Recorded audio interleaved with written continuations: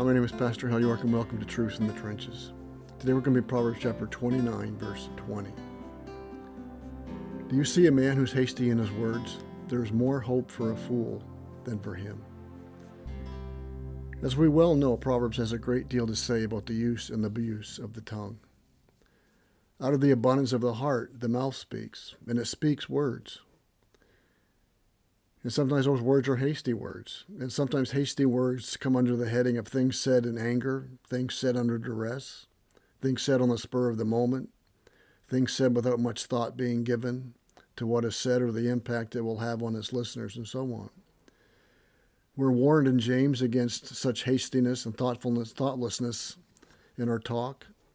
James 1:19 says, "This you know, my beloved brethren, but everyone must be quick to hear, slow to speak, and slow to anger." And in James chapter 2, he gives quite a long dissertation about the tongue and the dangers of the tongue and the power of the tongue. So Solomon says in this verse that this hasty man with his words, is a special kind of fool, a super fool, if you will. There's more hope for a fool than for him. And those are startling words.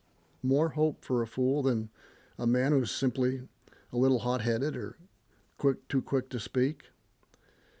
But it should teach us that what comes out of our mouth is no small thing in the eyes of God. God hears every word we say. He knows the heart and the motive behind every word we speak. We will one day judge us for every word that has proceeded from our mouth. Have you ever known anyone whose mouth was always getting them into trouble? They would speak first, think later. We've probably all known people like that, and probably most of us have been down that road ourselves more times than we'd like to remember. But the depravity of the human heart in Romans 1 says a lot about the tongue. Let me read just a few verses from Romans 3. Paul says in describing the human heart, the depraved human heart, that their throat is an open grave, with their tongues that keep deceiving. The poison of asps is under their lips. Their mouth was full of cursing and bitterness. You see how many references he makes to the tongue? Paul in 2 Timothy describes the last days with these words. Men will be lovers of self, lovers of money, boastful, arrogant, revilers, disobedient to parents, ungrateful, unholy, unloving, irreconcilable, malicious gossips, without self-control, and so on. All of these things refer, in some way or another, to the tongue. They can express themselves in how we use our words and how we talk to others. And we're certainly seeing this today. With all the access we have through social media to YouTube and news, etc., we see people just speaking and yelling and screaming. The mouth is showing the hearts that are vile and corrupt and hateful and arrogant and boastful. And it's all done with little regard for the harm it's doing. Your parents, even in the home, as parents, we can sometimes forget the impact our hasty words can have on a child or a spouse. And that's one kind of tongue, the hasty tongue. We're all familiar with that. But there's another kind of tongue that's just as vile, and it's the calculated tongue. The one who thinks carefully. He's slow to speak, not out of love for the other person or out of a desire to be godly and thoughtful in his speech. But they're slow to speak because they're calculating. The words that they're choosing them carefully so they can disarm people. And they use flattery and kindness so they can set people up to take advantage of them. As one writer puts it, they may not blurt out their folly, but they coolly and calmly calculate what to say to manipulate people. And this too is foolishness. In either case, Solomon says there's more hope of a fool than one who does not control his use of his tongue.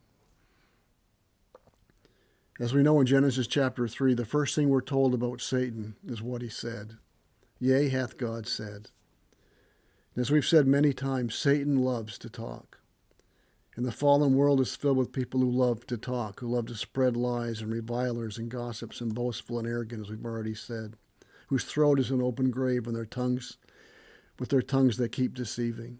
Satan's world mimics the world, the prince of this world, Satan himself, and it loves to talk. James says in chapter 3, if you have bitter jealousy and selfish ambition in your heart, do not be arrogant and so lie against the truth. This wisdom is not that which comes down from above, but is earthly and natural and demonic. For where jealousy and selfish Selfish ambition exists. There's disorder in every evil thing. But the wisdom from above is first pure, then peaceable, gentle, reasonable, full of mercy and good fruits, unwavering, without hypocrisy. And the seed whose fruit is righteousness is sown in peace by those who make peace. And again, we see from those verses in James 3:14 to 18, just think how many of the attributes of worldly wisdom and godly wisdom manifest themselves through the use of our tongues. The bottom line is God says He's given us, if we've been born again, we've been given a new heart. And a changed heart, a new heart means a changed tongue, a new tongue. If we want to shine as lights in the midst of a wicked and perverse generation, probably one of the most obvious places it will be noted is in how we use our tongue. And so we need to guard our tongue. The reality is the words of my mouth will reveal what I meditate upon in my heart. And David put it this way, let the words of my mouth and the meditation of my heart be acceptable in your sight, O Lord, my rock and my redeemer. If we want to guard our mouth and our tongue, we have to guard our hearts and what we meditate upon. And let me close with this verse in Psalm 141:3. David prays, set a guard, O Lord, over my mouth. Keep watch over the door of my lips. Why?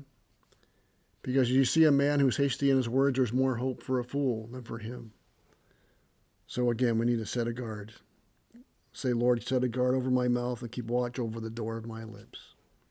Then my words may be acceptable in your sight. The meditation of my heart might be acceptable in your sight. May we learn how to control our tongues. And may this truth guide us and guard us in the trenches of life, which is seek to live our lives for the glory of God and the good of others. May God bless.